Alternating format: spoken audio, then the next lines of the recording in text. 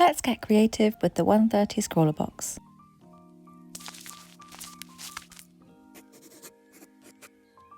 Hey Scrawlers, I'm Kat from ScrawlrBox and welcome back to another video.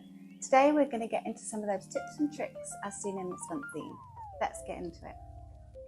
A little reminder of what's inside before we begin. Mad Charcoal Pastel Palette. Goat's English Willow Charcoal Stick. Derwent Charcoal Pencil.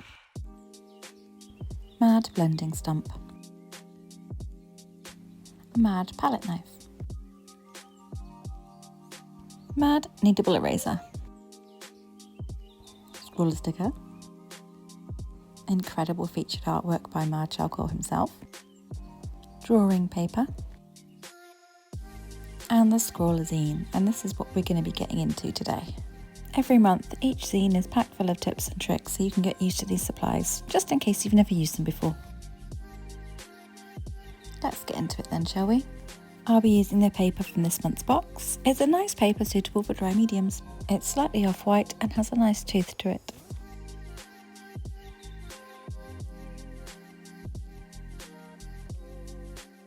To start, I'm going to do a border and a light sketch, and I'm using the Derwent Charcoal Pencil for this. Using a very light hand, well, as light as I can, and not adding too much detail as we'll be building this up as we go. Using the Kneadable Eraser to lighten those lines a bit more and gently get rid of that grid I made in the background.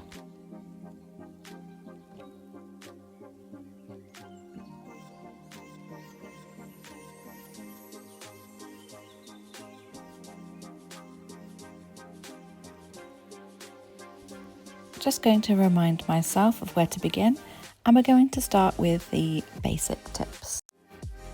So I'm going to be adding in the tone first, and I'm going to start broad using large shapes, letting those edges stay soft. And the perfect tool to do this with is the palette knife. I've loaded it up with that charcoal palette. It does lay down quite dark, but that's not a problem because the Kneadable Eraser takes away pretty much everything. Even the darkest charcoal isn't safe, so get stuck in.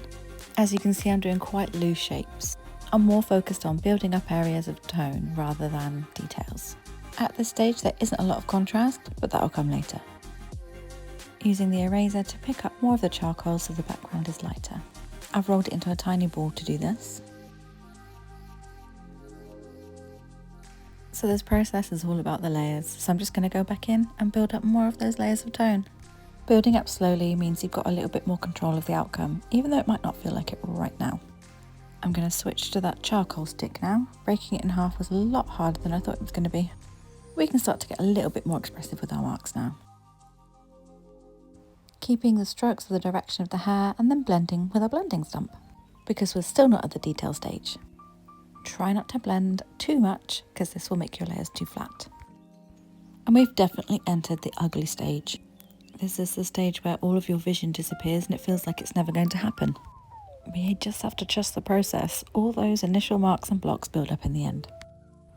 Another way to use the blending stump is to gently dab down. This is a nice way to keep the texture of the strokes. Works well for things like fur and eyebrows. I need coffee. Another good thing about the Kneadable Eraser is you can dab off areas you've made mistakes in. Starting to add a bit more detail now, so I do a layer, blend, do a layer, blend. I used the blending stump to make some marks for the jumper. This worked quite well. It created some nice soft lines.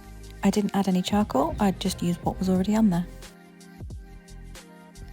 Keep adding more layers, keep blending out, keep adding more layers, keep blending out. A quick dusting off to look at what needs to happen next. It's starting to come together, the contrast is building. This does take a while, but it's definitely worth taking the time to do.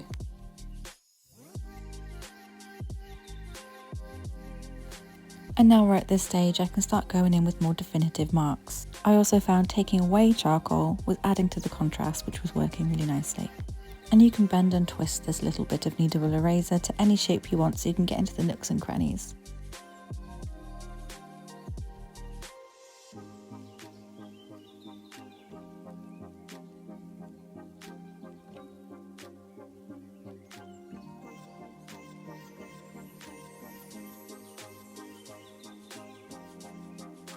Charcoal is messy.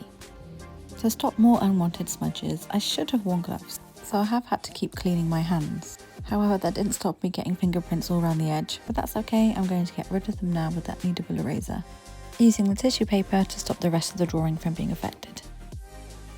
Can you help me? Asking Chris for help because it was looking really flat.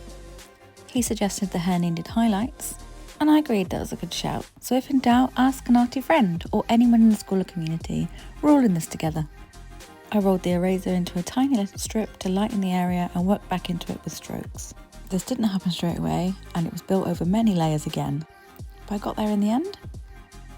Dabbing the eraser around the edge of the border to soften it out, and then finishing it off with a good bit of mark making, because that's what I love best.